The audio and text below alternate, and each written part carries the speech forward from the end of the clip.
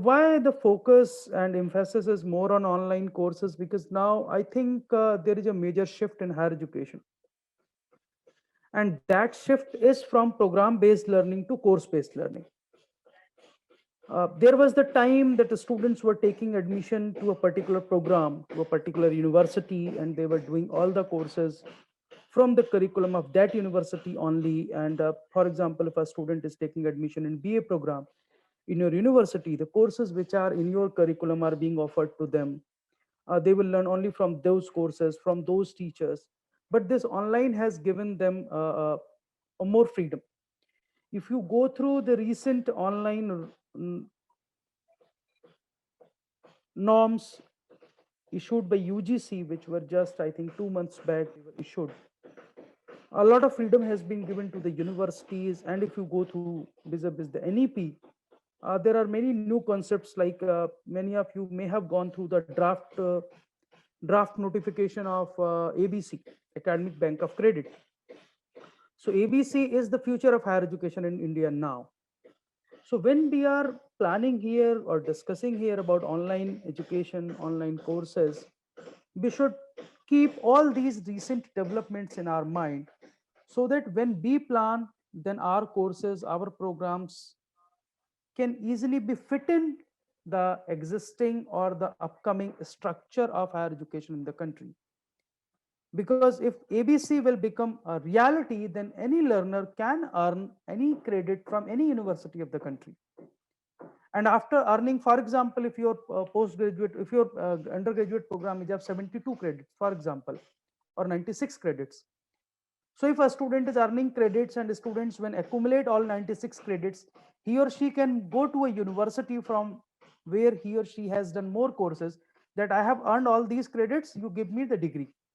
So here first the learner will earn the credits, then they will go for the degree, and the credits will be deducted from their bank. They will accumulate more credit, then they will claim for another degree or diploma or certificate. So now this degree based education, certificate based education, uh, diploma based education, these nomenclature are, going to be old age talks in upcoming years, and we will be more concerned about the course based education, what ABC is now proposing in India. So what I thought that I should not start with very technical things in the first session, and I just want to discuss the recent initiatives of Government of India about the digital education. As you all are teachers in higher education, you all are quite vigilant, you all are going through here and there, you all are participating in different programs. So many initiatives you may be knowing, few initiatives may not be directly related to your discipline, but they may be directly related to some others discipline. So I thought that in brief, let me start by giving you a brief introduction of all the digital initiatives which are there available for higher education students, faculty, and institutions in the country. And from there, we will move towards designing and developing an online course, as Lal sir has suggested that though the core design is not changed in MOOCs except numbers and some components, so we will go ahead designing module, and we will discuss about the whole design as well as the steps of the design, that what are the steps, how you can design your online courses, what are the resources, how you can identify, how you can create, how you can put them together, what are the concerns there with the online courses right now. Some concerns Dr. Lal has already shared, some I will share in afternoon session. So in this session, I am going to start with a very basic introduction of digital initiatives. So let me share my screen so that we can start. So these are few initiatives of Government of India in recent past, which are basically shaping the whole digital education ecosystem in higher education in the country. With few you are more familiar, with few you may be less familiar, or for some of you, few may be the new. So I am just giving a glimpse of all these digital initiatives for higher education in the country. And I'm starting with National Digital Library, NDL. NDL is the largest repository of educational content in the country.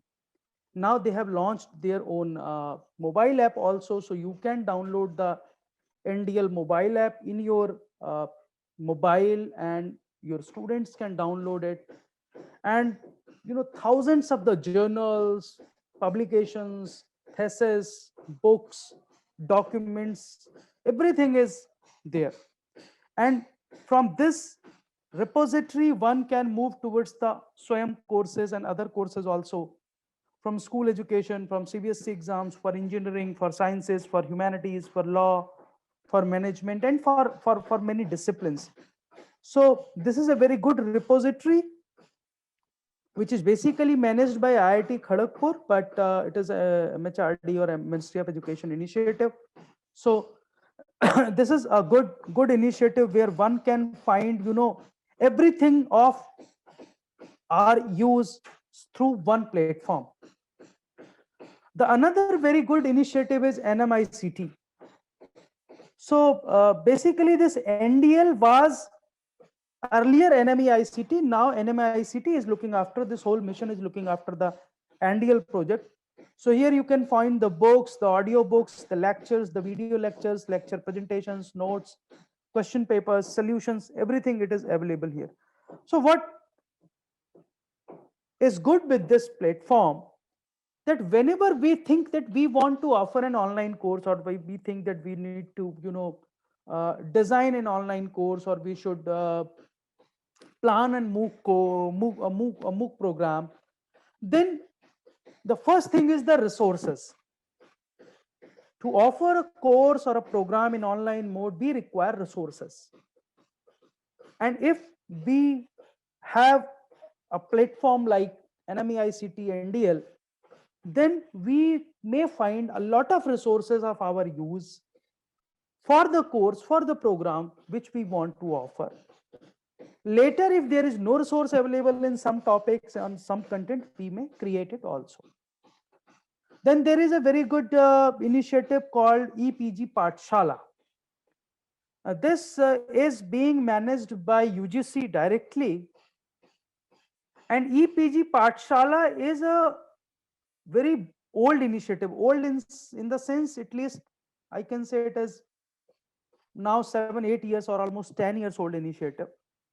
So all the PG courses in online mode, or the online PG courses, are available through EPG Pathshala. So for the PG courses, we can find a lot of courses in non-technical subjects. In technical subjects, we need to go to other platforms which are being managed by AICTE, but for non-technical courses, not engineering courses, this is a good platform. And it basically, again, a repository of three things. One is e-Adhyan. E-Adhyan is a part of this EPG Pathshala program where you may find the e-books. So at present, there are more than 700 e-books of postgraduate courses are available, which can be accessed by the subject experts, teachers, as well as by the students. So nearly 70 subjects are being covered in this platform. Then UGC has its own MOOC vertical of Swayam for PG courses. We all know that if we want to offer a MOOC on Swayam platform for PG, then UGC is its national coordinator. So it also has a gateway for that.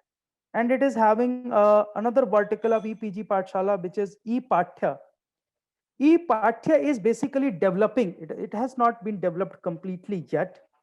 But this vertical is basically for offline learning of online courses. Means if for online courses you need internet connection every time, but ePathya is based on certain softwares where whole online course is packaged in that software, and if you download that software in your system and you upload it, then even if you are not having internet, you can have access to the content, you can have access to the videos and everything. So ePathya is basically offline access to online courses. It is growing rapidly, and already IITs are working on the platform. Some courses are there. So this is all again a very good vertical of EPG Pathshala. Then Shodh Ganga, we all are aware about it, that it is a repository of thesis. Uh, Many institutions now it is mandatory to every university to upload the thesis and its summary to the Shodh Ganga portal. So this is the old data of 2019 that there were around 38,200 theses were uploaded monthly there. Then you may find a thesis of different subjects. So the students who are in research, they may utilize this service. You may not use it directly for online courses. Uh, there is another very good platform, an initiative by the government of India for engineering students, that is called Eyantra. Eyantra is basically a platform to train the teachers, to train the learners in engineering. IIT Bombay basically look after this platform because every platform is being looked after by one or another agency of government of India, and they organize competitions, they run courses, so many things are there. They organize workshops, so it is good for the engineering students. Then there is another repository called Shodh Sindhu. So Shodh Sindhu is basically a new initiative. The e-resources which are being developed by universities and colleges and they are on their own repository, because many universities have developed their e-repositories, they have their content on their websites. So from here you can access the content available on different universities websites. It is again a good initiative. Then next very good initiative is FOSS. FOSS stands for free and open source softwares. So there was a, you can say, recommendation from MHRD that institutions should not rush for purchasing the softwares. Rather, they should promote the use of softwares which are available as free or as open source softwares for educational purposes. And that's why in many institutions you may say that you may see that they are not using Microsoft or other platforms, because Microsoft is a paid platform, so they use open source software. You are not using Google Chrome, but you are using your Firefox. So Firefox is an open source software. Even for video recording, there are many open source software. For editing, there are many open source or free softwares. So we use all these softwares. Even for IT industry, for coding and all other training, there are many softwares which are available there. So FOSS is a project of Government of India basically to promote the use of free and open source software. Here you can find a lot of softwares like Python, eSIM, OpenFOAM, OpenModLab, Single Board Heater, QGIS, and many other systems are there. Many other softwares are there. Then this is again an emerging initiative of Government of India for science courses, that is called virtual labs.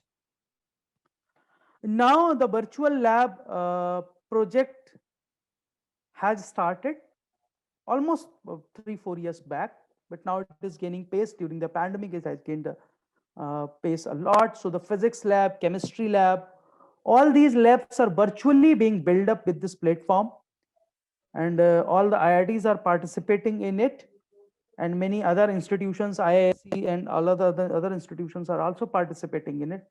So in future, we may have a facility of virtual labs, and we may access a lot of experiments virtually. Our students can access with this platform. So this is again a new initiative of Government of India. Uh, at present, the areas in virtual labs are electronics and communication, computer science, electrical, mechanical, and chemical engineering, biotechnology, civil engineering, physical sciences, and chemical sciences. So the institutions which are participating at present are IIT Guwahati, Delhi, Bombay, Kanpur, Hyderabad, then Amrita Vishwavidyapeetham, IIT Madras, and Dayalbag Educational Institute. So these are the few participants who are participating and looking after one vertical of this platform. This is again a very good initiative of called a spoken tutorial. Spoken tutorial is basically to promote the IT literacy among the learners. So through this platform, The young generation is being trained by using open source softwares, by using audio video tutorials, in IT skills, in coding, in other IT related aspects. So this is again a very good initiative, which many institutions have started using. Then Samarth is again a very good portal for university management. Now almost all central universities are on Samarth portal. Many state universities are also coming and joining slowly. So now this will be a single portal for every data, for admission, for fee, for university recruitment, for faculty promotion, uh, for salary disbursement. Everything will be on this portal. So this is a single portal of Government of India for, you can say, for university management system. It is kind of a management system which is being used by many universities. Central universities have already started using it. Many state universities are coming for it. So, the admission, the online examination, the online question paper, testing.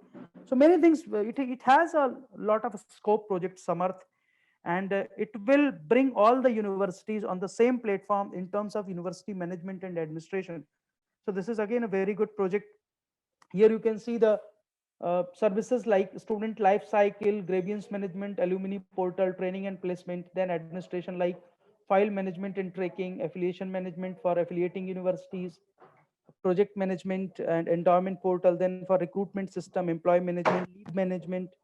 If you have residential facilities in your university, then residential allocation management, research management program. Many options are there: payroll management, fee management, budget management. So this is kind of a e-governance portal for universities. Many central universities have already joined it. State universities, as I told you, are joining slowly. Then e-Bidwan.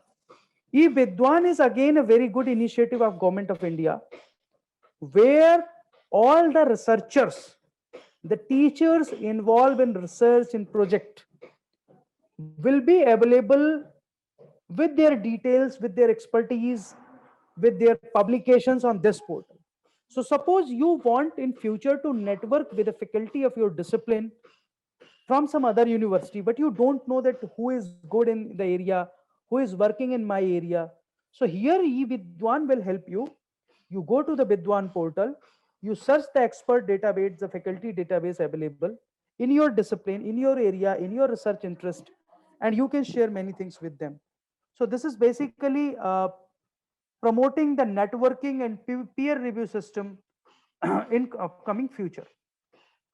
Then Shodh Suddhi, many of us are using it because through the Inclibnet, UGC has already given access to Urkund software for plagiarism check to all the university libraries who are the member of Inclibnet. Your librarian has its account. In many universities, even the faculty has its own account. Like in my university, every faculty has its own account. We can log in, we can check the plagiarism of our papers, of our articles, of our publications, of our students' publications. So Urkund is being provided centrally through this portal, Sodh Suddhi. So every university is, every institution is part of it. At present, more than 1,000 institutions are member of it, and more than 4 lakh documents have been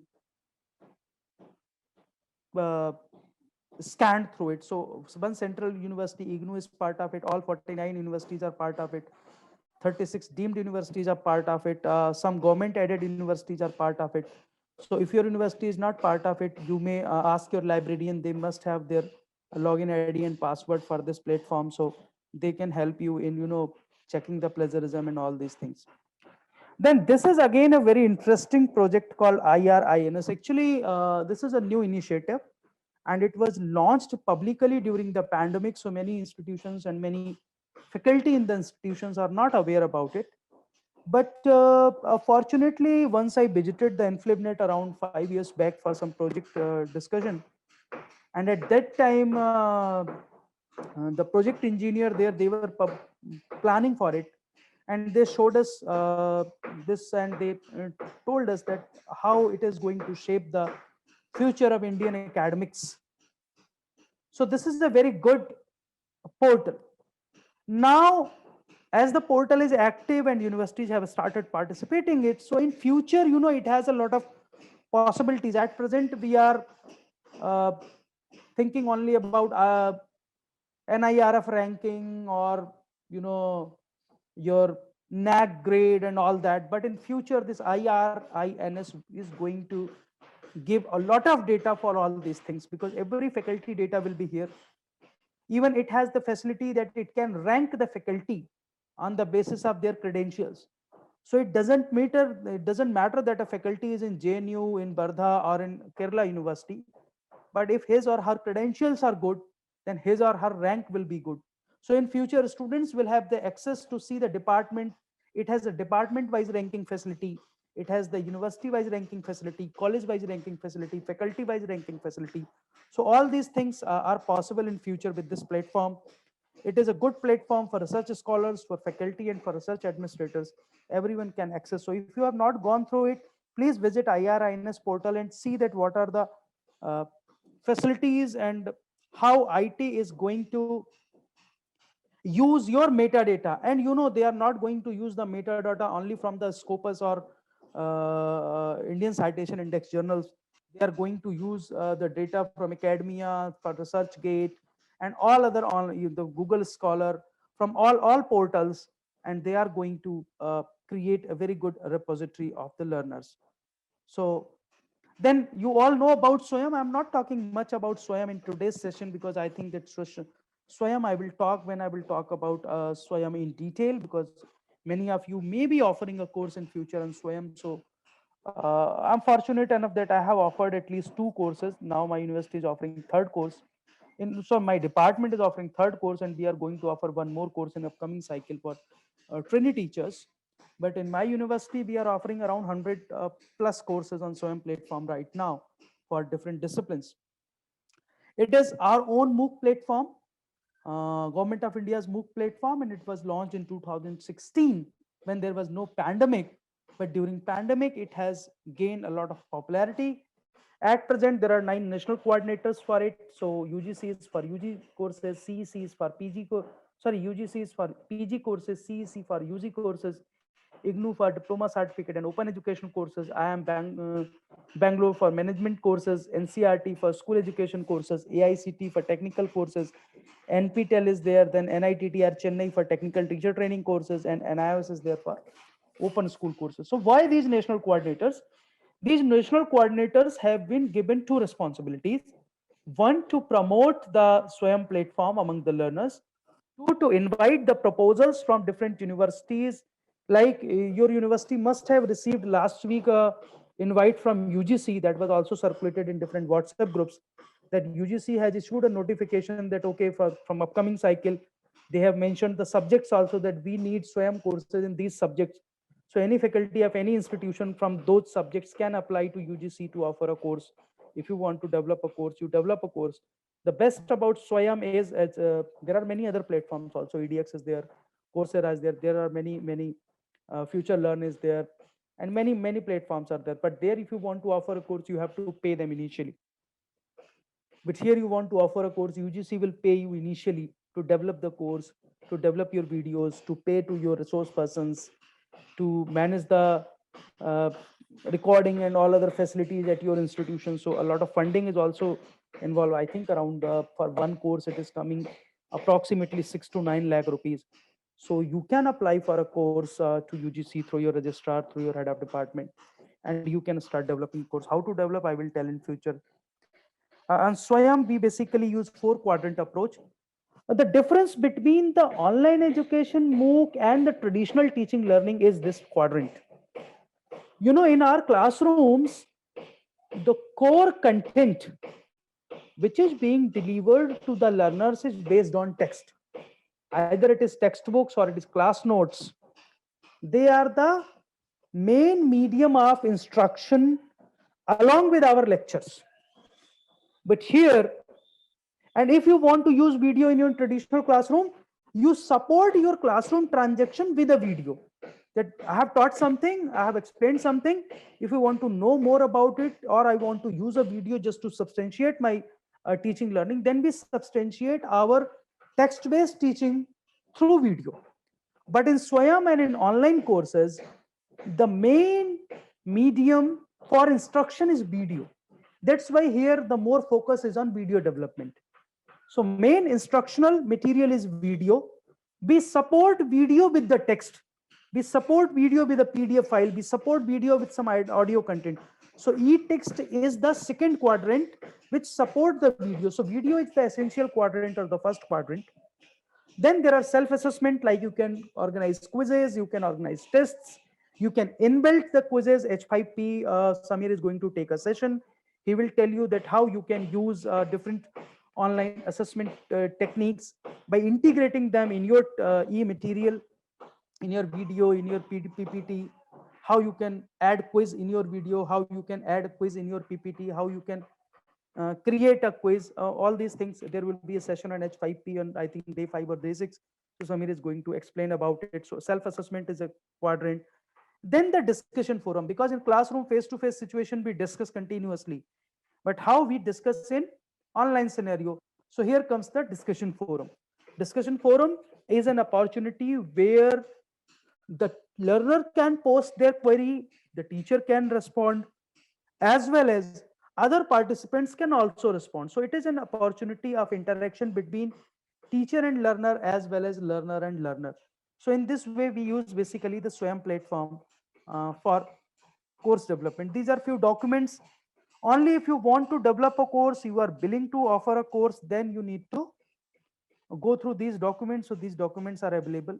This is the recent statistics that till now around 1.8 crore learners have joined the course till now on Swayam, and more than 4,000 courses are on offer or have been offered in past. At present, also around 700 courses are on offer. So any learner can join the course. Other things I will discuss when I will discuss in second session, the pros and cons. Like I am offering two courses right now. The one course which I am offering for teachers and trainee teachers across the country, that course is Learning and Teaching BES 1 through 3 code, and the course is on offer now. It has started on 15th February. It will be continued till 15th June because it is a 16-week course. And in last cycle, this course was one of the most popular courses of Swayam platform, because around 9,000 learners have joined this course in last cycle. Till date, around 3,400 have joined because the enrollment is still on. So I'm hoping that by the end of March, because till March the enrollment will remain open, it will again touch the same number. I'm also offering one course in Pedagogy of Science for B.Ed and all other teachers or science teachers. So that course is also very popular course. Why the enrollment is high in these courses? Because in Swayam there is a provision that any university or college can adopt a Swayam course. So for example, there are certain universities who have adopted my course for their university. So if a student is doing B.Ed from your university, for example, and if your university has adopted this course, the condition is that the curriculum of your university's course should match minimum 70% with the curriculum of the present course on Swayam. So if you get approved it from your academic council, then your B.Ed learners can study other courses from your university. They can study one course on this platform. They will appear in the exam. They will get the certificate and the grade. They will submit these grades to your university, but they will not appear for the same course in your university. So you will allow the students to take the course, to take the exam, to earn the course, and to transfer the credit in their degree. So that's why I'm saying that in future, the course-based learning is going to be the future. So these two courses right now I'm offering. We are offering few more courses also. This video I'm not going to show right now because this is not required. One more last initiative about which I want to talk, because about I think 11:30 my schedule was there. So I will try to finish it in next 8 to 10 or 15 minutes. Uh, this is also a very good initiative which is called 34 educational television channels are there under the project Swayam Prabha. Earlier there were 32, but from September 1, 2020, they have become 34 because some reorganization has been done. I am associated with this project since inception, since 2016. The project was launched in public domain in 2017, but we did a lot of testing in for at least 1 year. And this is not that we are using television first time in India for educational purpose. Those who are the students of educational technology or the students of history of education in India, they must have studied all these things, that we started using television for education in 1960s. And a lot of experiments have been done, a lot of projects have been done. Then IGNOU Doordarshan telecast was there. Gyan Darshan is also one of the most popular channels, is still in the country. EduSet is there. Actually, this origin of this whole Swayam Prabha project is this EduSet. This was launched on 9th July 2017 by the then Prime Minister late Pranab Mukherjee ji. But we had a satellite dedicated to education in the space. And we all know that how much cost one satellite took to launch and to stay there. And satellite had its own life, 10 years, 15 years. So when this EduSet was launched, it was lying in a space without any use for years. For years, we have not used EduSet completely. We have used only 2 or 3 channels through that. So Prabha 1, 2, 3, 4. Other things were not being used. And that satellite vanished after 10, 15 years. Then we launched another satellite in 2015 or 2014. Then again, the scenario was same. So if we are launching a satellite to the space based on the public money, we are spending crores of the rupees, even 100 crores, 600, 700 crores, or 1,000 crore rupees on one satellite. Why are we not utilizing it? This was the concern in 2015 with the education minister of that time, Smriti Irani ji. And when she came to know, she said that why are we not using it for years? Why are we wasting public money? And then she called a meeting of all the vice chancellors in Delhi, and all the people from ISRO and everywhere they came. Then initially the proposal was that at least we should start 200 educational channels, because the capacity of satellite is to manage 200 channels. Then, but university vice chancellors show some reluctancy because they are not having the technical equipments, the expertise. Then it was suggested that at least we should start, if not university wise, then discipline wise channels. And then 32 channels, because 2 transponders were shifted from Department of Space to Department of MHRD. And one transponder of satellite can hold 16 channels. So 2 channels were already there, then 2 transponders were again shifted, so 32 channels came. So that's why now there are 34 channels. And when these were shifted, then we were called that who will manage the channel, and then the distribution was done between the school education and higher education. Initially, there were more channels for higher education, but now there are 22 channels for higher education and 12 channels for school education. These are 24 by 7 channels. So every day, 4 to 6 hour fresh content is coming, which is being repeated 4 to 6 times in the next 24 hours. If 4 hour fresh content is coming on a channel, it is being repeated 6 times. If 6 hour fresh content is coming, it is being repeated 4 times in a day on the TV channel. These are free to air TV channel. There is no recharge fee. If someone is using Doordarshan's DTH, then there are free of cost channels. Uh, we are basically 4 partners in this whole project.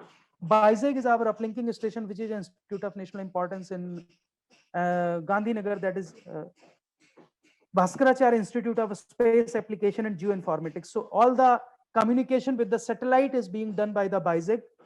The satellite maintenance is being done by the Department of Space, because these channels are coming with a satellite called GSAT 15. Then there is Inclibnet, which basically managing all the web support, website, scheduling, YouTube channel, all these things. Then there are many content providers like NPTEL, IIT, UGC, IGNOU, NCRT, and NIS and all. I'm not going to talk about this whole that how this is being done, because this is the operational mechanism. For you, what is important, how to access. So if you want to know more about these channels, you just visit the swayamprabha.gov.in. Here you will have the all details of 34 DTH educational channels, 22 for higher education, and 12 for now school education. From 1st September, a project called One Channel, One Class. So now this project is called PM Ebitda, in which there are 12 channels for 12 class 1, class 2, class 3, class 4. So each class of school education is now having its own one television channel. All these 12 channels are being managed by NCRT now, and other 22 channels are being managed by the other institutions, like some by UGC, CEC, some by IGNOU, some by IITs. So We are managing all these channels. Right now, we are managing 4 channels basically at IGNOU: Social Science, Basic Sciences, Professional and Vocational Education, and State Open Universities, and Teacher Education channel. So I'm associated with Teacher Education channel. Earlier, I was the channel in charge of channel 32. Now I'm looking after the channel 20, which is a Teacher Education channel. So if you see my channel, that at present I am offering 4-hour content every day fresh, out of which 3-hour content is for education. So these programs are for B.Ed, DLED, all these courses. So many faculties have already recorded, many are recording. People who know me, they know that during the DLED project, I have recorded around 1600 video programs by utilizing a lot of faculty members from different institutions. Unfortunately, I was not in touch at that time with this university, but many people from Central University, Kerala have recorded. Few faculty from NSS College has recorded for me. Uh, One faculty is there for mathematics. She has recorded for me a lot of lectures. So many faculty from the country are participating. And at right now, we are giving 3-hour content daily for teacher education and 1-hour content on common topics of like designing and facilitating e-learning courses. For this course also, we are offering 1-hour content daily. So at present, 4-hour content is being presented and it is being repeated 6 times in a day on the teacher education channel. If you are not from teacher education, you can search a channel of your discipline and you see that what content is coming there. There is a mobile app also. So if you have a mobile, you just download the Swam Prabha mobile app and you can see that on which channel which program is coming. On television, these channels are available on 3 platforms, that is DD Free Dish TV, and Geo TV. Your local cable operator can also download and run it if you ask them, they can do it. But other DTH operators are not carrying these channels, but these 3 DTH operators are carrying these channels.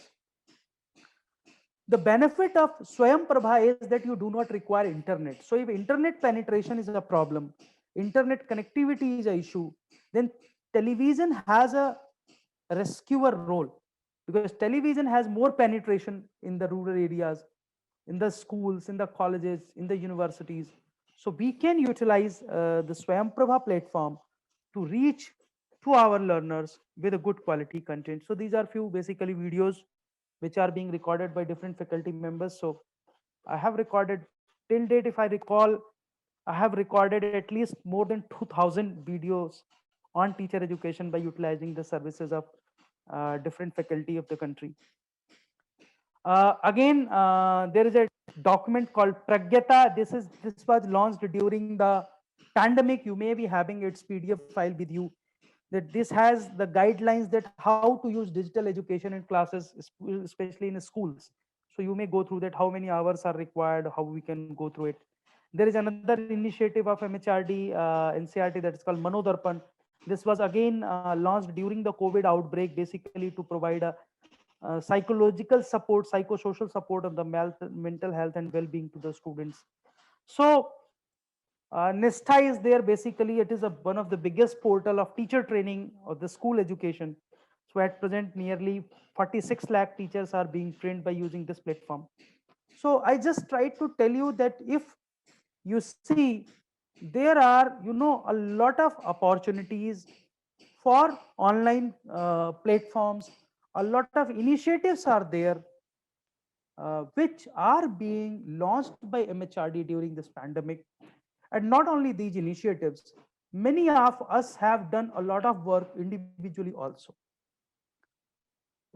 This pandemic has told us that we cannot use online education. This was just an inertia. Many of us were never trained to use online education. But we were forced by the situation and we adopted it. Many of us have done wonderful work, and it is being appreciated across the country. But this pandemic has brought one more change in our education system, that now the future of our education is the blended. We are not going to follow only face to face in future. And I don't think that only online is also a solution in the country like India, where a lot of demographic issues are there, a lot of linguistic issues are there, a lot of technological issues are there, technological infrastructure is not there. Even if you read the new education policy, national education policy, it is also saying that we are not having a good infrastructure across the country. We need to work on that before we move further towards the whole online education. So I think that this is a good opportunity for us, that at least we should start from blending something from online, something from offline. It will also prepare our learners for the future, because if you learn something in online, then you can teach something in online. That is my always view, because I have also done a lot of courses from different platforms before offering my courses. We have done a lot of training also. Me and Samir, we were in many training programs in last few years we have attended together, and those training programs have helped us a lot to design our courses when we are going to design. So this was, you can say, just an introductory session, that what are the different initiatives of Government of India. So if you people have any concern, any question, any query, please unmute and let us start some discussion. Otherwise, in afternoon session, I will talk about purely about MOOCs, the concerns, the issues, the challenges which are coming in front of us when we are developing. So we will start our business. Today's task will not be a very difficult task. I will just ask you to explore some courses, which I will tell you what are the courses. So you explore those courses, you enroll in those courses, you see the design, that how those courses have been designed, how the content has been presented. And if you have time, I will suggest you a course of 2 hours, which you can complete and you can earn the certificate also.